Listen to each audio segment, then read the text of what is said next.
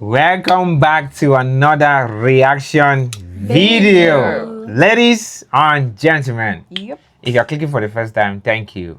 And if you care to know, my name is Onel. This with the black and white is Tekla.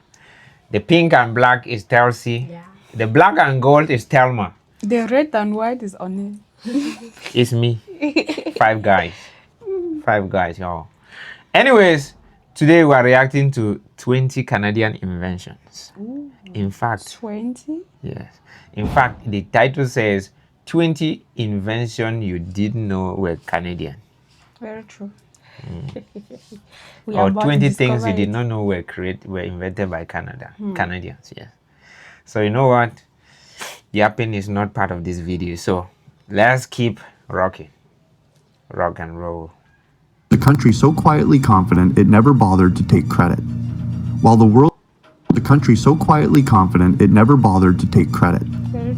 world looked elsewhere, Canadians were in their labs, their diners, and their frozen backyards, building things that everyone else would eventually claim as their own. You have used their inventions this morning. You will use them again tonight. Most people picture Canada and think politeness, maple syrup, cold weather. What they never picture is the country that quietly shaped the modern world. And the first invention on this list is something billions of people do every single day without ever knowing a Canadian made it possible. Wow. The game. Everyone claims. There is a sport played in over 200 countries, filling arenas from Lagos to Los Angeles, and it traces back to a Canadian with a peach basket and 13 rules written in one afternoon. James Naismith was born in Almonte, Ontario, a town so small it barely registers on any map. In 1891, working as a physical education instructor in Springfield, Massachusetts, his supervisor issued a challenge: invent an indoor winter game, no injuries, 2 weeks. He tried adapting existing sports, nothing fit. So he sat down, wrote 13 rules in a single session, nailed 2 peach baskets to a balcony railing, and handed his students a soccer ball. Within months, the rules spread across North America. Within a decade, basketball was international. The sport that would generate billions and make entire cities famous was the casual afternoon solution of a Canadian who never collected a dollar from it. So effectively, basketball was created by a Canadian. Yep. Seriously? Now this is off to a good start. Over here, you see people enjoying it. You don't even know who started. You don't even think of like, how did it come about? I thought this was American creation because a lot of basketball is played in the US. Yes. Jesus Christ. Okay. One gone down. Ice was always theirs. Ask most people where hockey comes from, and they will say Canada without hesitation. What they cannot tell you is how a chaotic, frozen pastime became the fastest, most precisely organized team sport on Earth. The answer begins in Montreal in the 1875, where Canadian students at McGill University did something decisive. They took the informal stick and puck games played on frozen ponds and wrote down the rules. The first recorded indoor hockey game with formal regulations was played in Montreal that same year. They built the first covered rinks. They created the first organized leagues. They transformed something wild and seasonal into something structured and exportable to the entire world. Every NHL franchise, every Olympic gold medal game, every child lacing up skates for the first time anywhere on Earth is participating in a system Canadians designed from scratch. And if Canadians could organize something as untamable as ice hockey, what they did next indoors will genuinely surprise you. The pins that made it lighter. In 1909, a Toronto bowling alley owner named Thomas Ryan noticed something frustrating. His customers, especially women and older players, found standard 10-pin bowling balls too heavy to enjoy the game comfortably. So he did what Canadians seem to do instinctively. He made something better. Ryan created 5-pin bowling, a uniquely Canadian variation with smaller balls, smaller pins, and a scoring system designed for accessibility and speed. The pins were arranged in a V formation, the balls had no finger holes, and the entire experience was lighter, faster, more social. Within a decade, 5-pin bowling had spread across Canada and became the country's dominant bowling format. But Ryan's real contribution was broader than just the pins. He formalized recreational league bowling as a structured social activity, creating the blueprint for bowling alleys as community gathering spaces. Every bowling night, every league trophy, every casual Friday game with friends traces back to a Toronto businessman who simply wanted more people to enjoy the sport. The cocktail. Nobody knows. Did you know about that one? I don't think No, I know about that absolutely no, one. nothing about bowling out, those Yeah. bowling balls and things like that. When they say somebody is a baller, that you're balling, that is what they mean. Actually, balling. Balling. Yeah, on the ball. Balling the ball. The cocktail, nobody knows. How the hell was cocktail created by Canada? Say it again, sir. People to enjoy the sport. The cocktail. Nobody knows. There is a drink consumed over 400 million times a year in Canada that virtually no one outside the country has ever heard of. It is the Caesar. Invented in Calgary in 1969 by bartender Walter Chell for the opening of a new Italian restaurant. He blended vodka, clamato juice, hot sauce, and Worcestershire sauce, rimmed the glass with celery salt, and garnished it with celery. The result was savory, spicy, and utterly unlike anything else in the cocktail canon. Canadians adopted it immediately. It became the country's most popular mixed drink, outselling even the Bloody Mary by enormous margins. Despite its overwhelming popularity in Canada, the Caesar remains almost completely unknown in the United States and most of the world. It is a national drink that never crossed the border. And speaking of uniquely Canadian food, the next invention started as a diner shortcut, the dish that changed snacking. In rural Quebec in the late 1950s, a customer walked into a diner and asked for something simple, fries with cheese curds on top. The cook obliged, then added gravy to keep everything warm. What emerged was poutine, a dish born from practical frugality that would become one of Canada's most recognizable cultural exports. The name itself is debated, possibly derived from Quebec slang for mess or mixture. What is not debated is its impact. Poutine spread from small-town diners to fast food chains to gourmet restaurants across the country and eventually the world. But the real story is deeper. Poutine sparked an entire global category of loaded fried dishes. Every plate of chili cheese fries, every carne asada fries, every gourmet fry bowl served at a gastropub traces its DNA back to that Quebec diner. What started as a request became a worldwide comfort food genre. The invention that saved millions. Before 1921, a diagnosis of type 1 diabetes was a death sentence. Children had months to live. There was no treatment, no hope, only starvation diets that prolonged suffering. Then two Canadians at the University of Toronto, Frederick Banting and Charles Best, discovered insulin. They isolated the hormone. Oh my god. Insulin was discovered By Canadians. Amazing. Wow. You guys do biology. Yeah, I think all of them do biology. And insulin is always to help the what? Reduce the blood sugar levels, right? Yes. To normal. Normalize the blood sugar levels, Yes. especially if your body cannot produce the insulin. And That's why Canadians, it's used for type 1 diabetes. wow, Wow. this is okay. Insulin. My god. Let's I see was not more. expecting that. I've not had an idea, though I'm not the medical person. But I know more about this insulin because it's something that people actually needed a lot. Yes. It's a hormone. Yes. Refined it and tested it on a dying 14-year-old boy named Leonard Thompson. Within weeks, he was alive and gaining weight. Within months, insulin was being produced at a scale that could reach patients worldwide. Banting and Best were offered fortunes for the patent. They refused. Instead, they sold it to the University of Toronto for $1 so no one could profit from life-saving medicine. Their discovery After everything, they sold it for $1.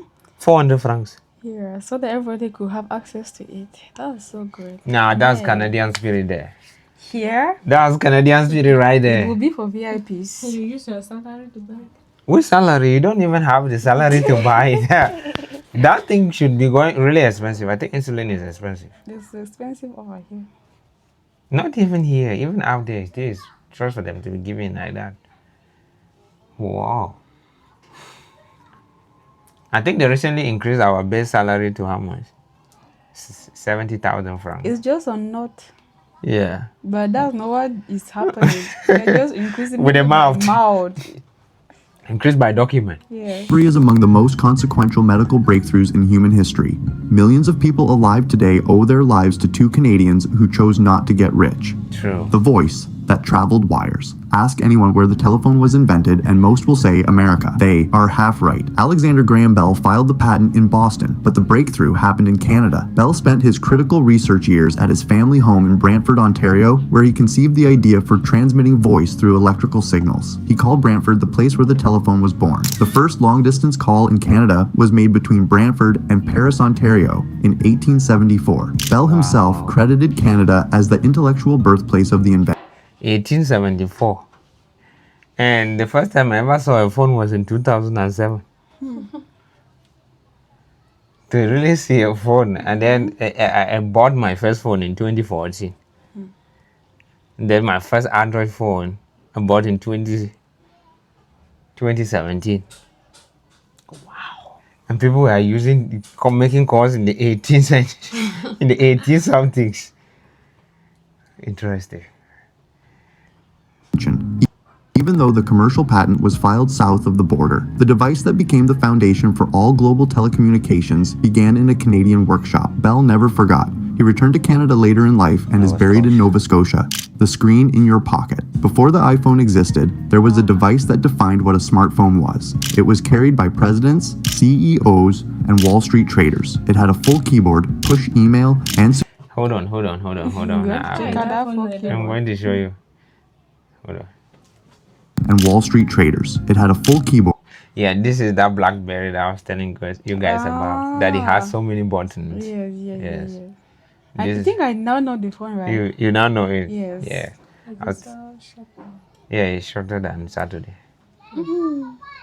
push email, and security that made it indispensable for anyone who needed to stay connected. It was called the BlackBerry, and it was invented in Waterloo, Ontario by a Canadian tech company called Research in Motion.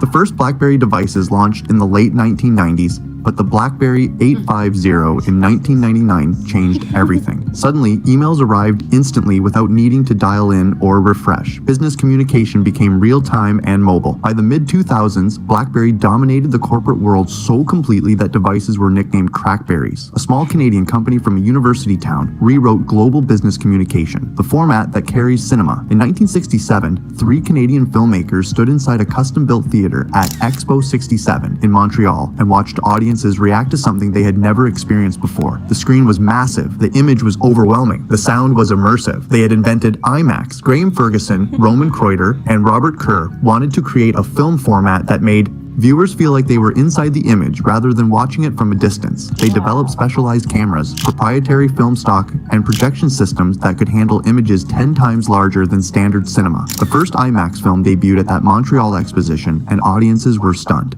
Within decades, IMAX became the global standard for premium film experiences. Every blockbuster... IMAX, is it a television? IMAX is a company. It's a company That produces what? that does all this cinema stuff. Hold on. Listen to what he says. Film stock and projection systems that could handle images 10 times larger than standard cinema. The first IMAX film debuted at that Montreal IMAX film. It's a company. It's not a television.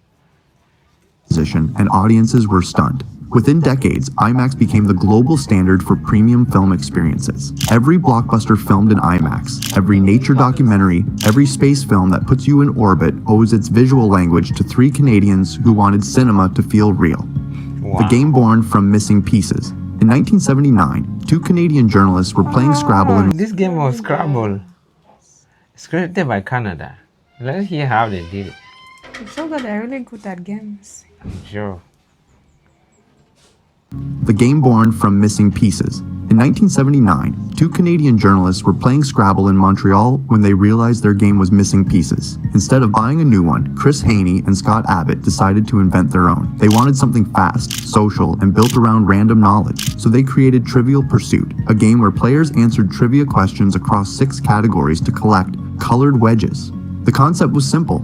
The execution was brilliant. They pitched it to toy companies and were rejected repeatedly. So they self-funded production, selling shares to friends and family.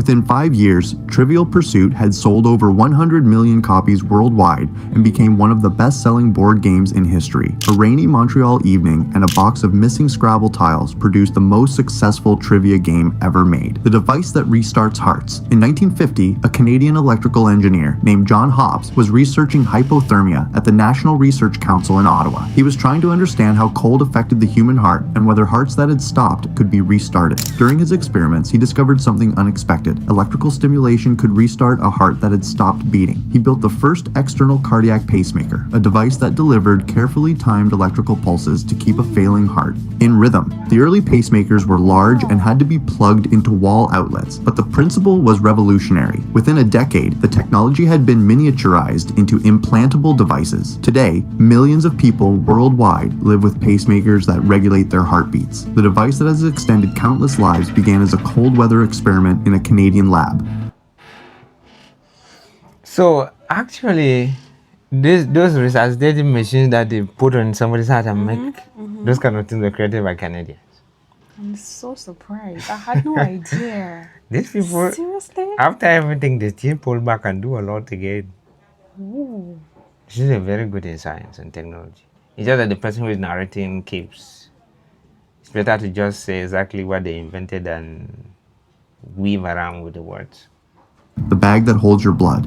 Before the 1950s, blood transfusions were risky and blood storage was unreliable. Blood was collected in glass bottles that were heavy, fragile, and difficult to sterilize. Contamination was common and transfusions were frequently fatal. Then, Canadian innovations in flexible plastic blood storage changed. Oh my God.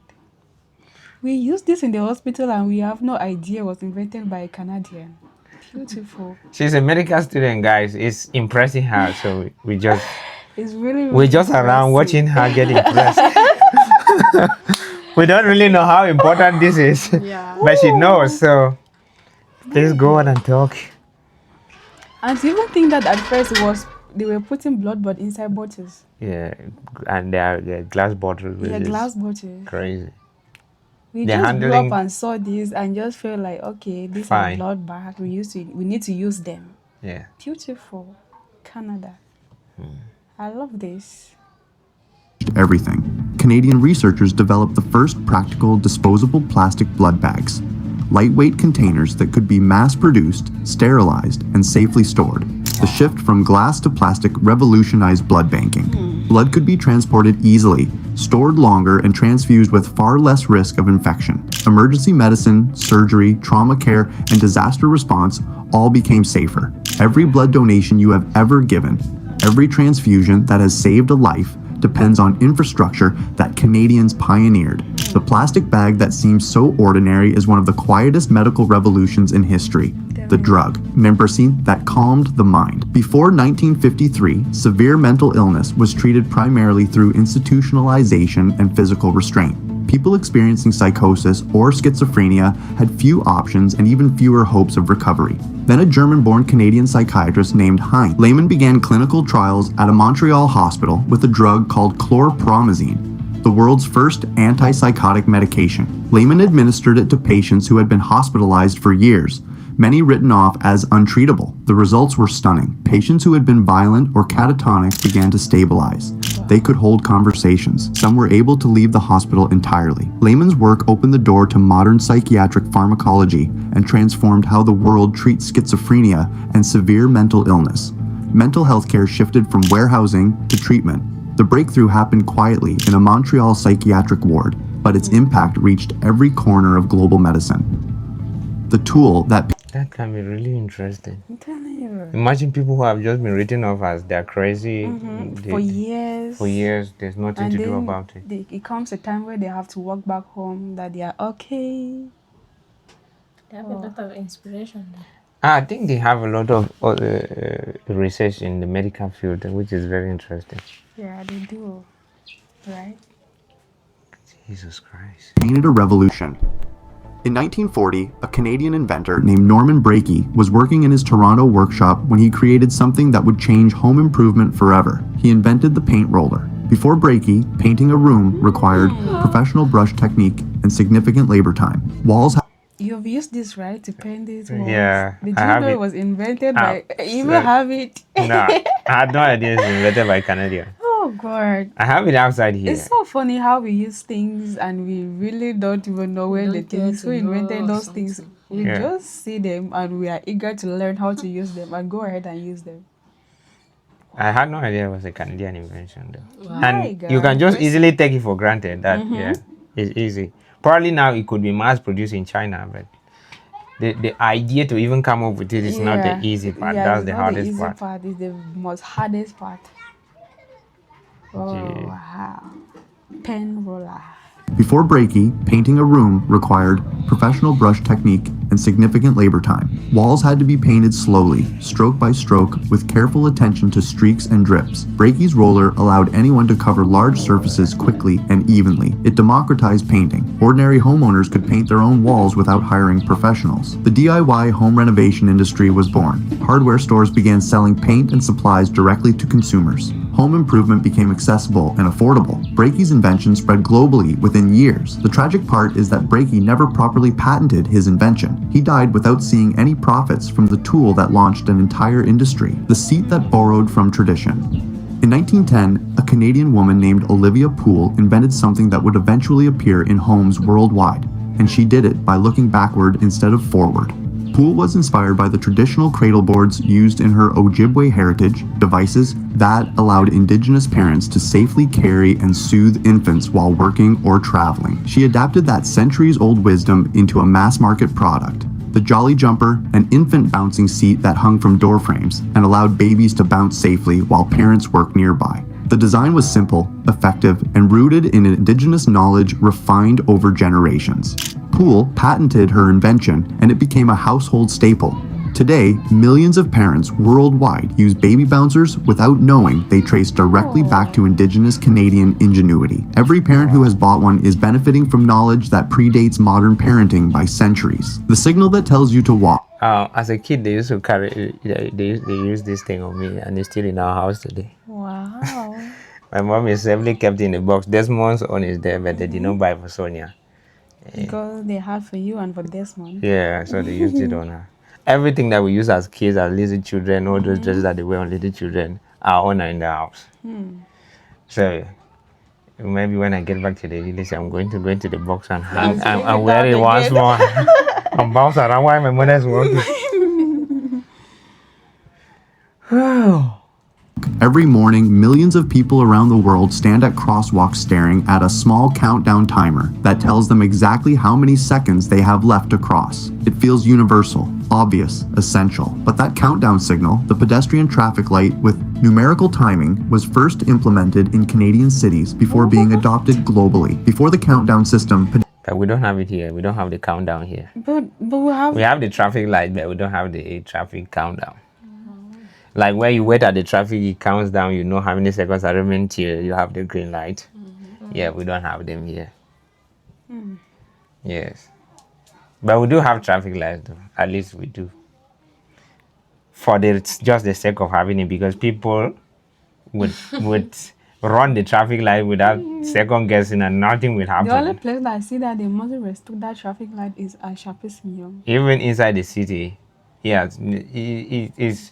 If the police is not there, nobody is standing. Like, people can stand just if they find it very dangerous, but apart from that, red light is just a suggestion whether you would like to stand or not. pedestrians had no way of knowing whether they had enough time to safely cross. The flashing hand meant hurry, but how much time was left? The addition of a simple numerical countdown transformed urban pedestrian safety. It reduced accidents, improved traffic flow, and gave people with mobility challenges the information they needed to make safe decisions. The innovation seems small until you realize how many lives it has saved. That countdown number you stare at every morning is a quiet Canadian contribution to safer cities. The temple that taught the world to shop. In 1981, a massive structure opened in Edmonton, Alberta that redefined what a shopping center could be. The West Edmonton Mall was not just large, it was a self-contained universe. It featured over 800 stores, an indoor amusement park, a water park with wave pools, an ice rink, and even a replica of a historic ship. It was the largest shopping mall in the world and became the blueprint for mega mall retail culture globally. Before West Edmonton Mall, shopping centers were functional I think we've seen this particular shop in some of our videos. Yeah, Beautiful. you are confusing it with the shop that we saw in the underground parkway in No, no, in actually, Ontario. I think I've seen it in one of our videos. Not that one. I know this. I've seen this shop in one of our videos. Well, I We can't did a recall. video with the father that I don't know one YouTuber like that. Yeah, He visited Canada and then he was talking about Canadians food. yeah. We I talked about this think more. I think he This talked about this. this Edmonton, Alberta. He talked about this. This place. Yes. I don't remember though, but it looks great. So colorful. The design, top notch. Place is shiny. So Canada is the standard for like big, like large shopping malls in the world. This was the largest in the world when it was created. Spaces designed around parking and foot traffic. After it, malls became destinations, entertainment complexes that happened to sell things. The concept spread rapidly. Malls in Asia, the Middle East, and North America copied the model. Shopping as experience, retail as spectacle. The modern mega mall with its fountains and food courts is a Canadian architectural export that quietly reshaped consumer culture worldwide. The system that synchronized the planet. Before 1879, every city ran on its own local solar time. When the sun reached its highest point, that was noon. This worked fine when travel was slow, but railways and telegraphs made it chaos.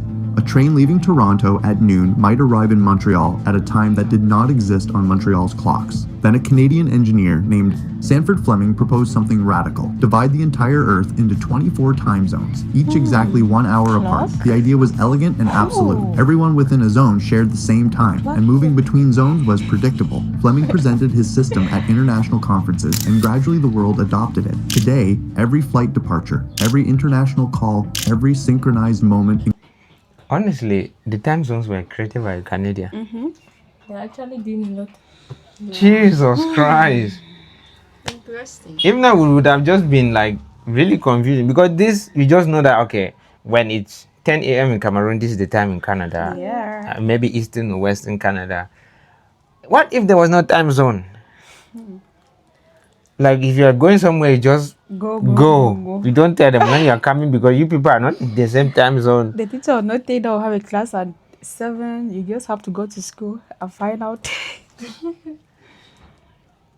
system at international conferences, and gradually the world adopted it. Today, every flight departure, every international call, every synchronized moment in global history runs on his framework. The system that coordinates the entire planet was invented by a Canadian who simply wanted trains to run on time. The arm that built the stars. In 1981, a robotic arm developed by Canada for NASA's Space Shuttle program flew into orbit for the first time. It was called the Canadarm, and it became the most recognized piece of Canadian engineering in history. The arm was 50 feet long, capable of handling payloads weighing over 30,000 pounds, and precise enough to capture satellites tumbling through space. It was used to deploy and retrieve satellites, repair the Hubble Space Telescope, and construct the International Space Station piece by piece. Canada's contribution to space exploration was not a rocket or an astronaut. It was the arm that built the station everything else docks to.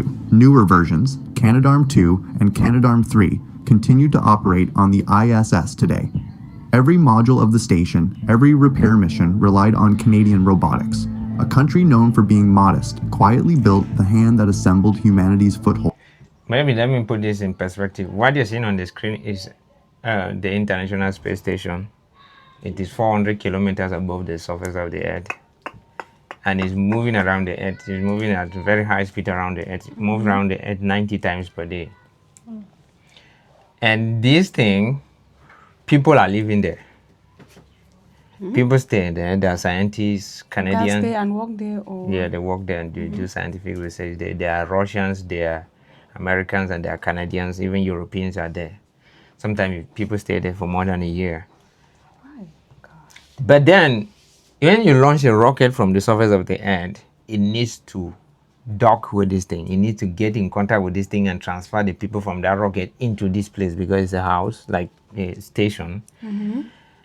And for it to dock with this station, that Canadian rocket robot hand needs to grab the spacecraft coming from Earth and then yeah. connect it to this system. I remember now. Yes. So you need to grab it and then connect it to this International Space Station for the people to be able to move from that capsule into this place. And when they're leaving, it needs to grab it and disconnect it from there. Yeah, and Canada created that. That is, and if not, there's no way for the thing to dock with the space station. It will be extremely hard, if not almost impossible. Yeah, almost impossible. Technology is high. Technology. Yeah. In orbit. The declaration nobody noticed. In 1948, the United Nations adopted the Universal Declaration of Human Rights, a document that established the global framework for human dignity, freedom, and justice. It has been translated into over 500 languages and remains one of the most influential legal texts in history. What almost no one knows is that the first comprehensive draft was written by a Canadian legal scholar named John Peters Humphrey from Hampton, New Brunswick. He completed it in just 6 weeks, drawing on constitutions and legal frameworks from 50 countries. Humphrey synthesized centuries of legal thought into a single coherent document that outlined 30 fundamental rights applicable to every human being. The United Nations revised his draft, but the structure, scope, and language were largely his. It may be the most consequential document of the 20th century. The framework that defines global human rights was quietly drafted by a man from a small Canadian town. There is a pattern here, and once you see it, you cannot unsee it. Canada does not invent loudly. It invents practically, solving problems that emerge from long winters, vast distances, and overlooked gaps. The basketball court, the time zone system, the space station's arm, the framework for human rights. None of these announce themselves as Canadian. They simply work quietly and reliably across the entire planet. The country that shaped the modern world never asked for credit. If you enjoyed discovering these hidden origins, subscribe so you never miss another story about the inventions that quietly changed everything. Wow. Oh my god. That was This so... was Thinking interesting. of my own invention. Girl is inspired. Kelly is inspired, y'all. That's good. Anyways, thank you so much for watching. Yeah.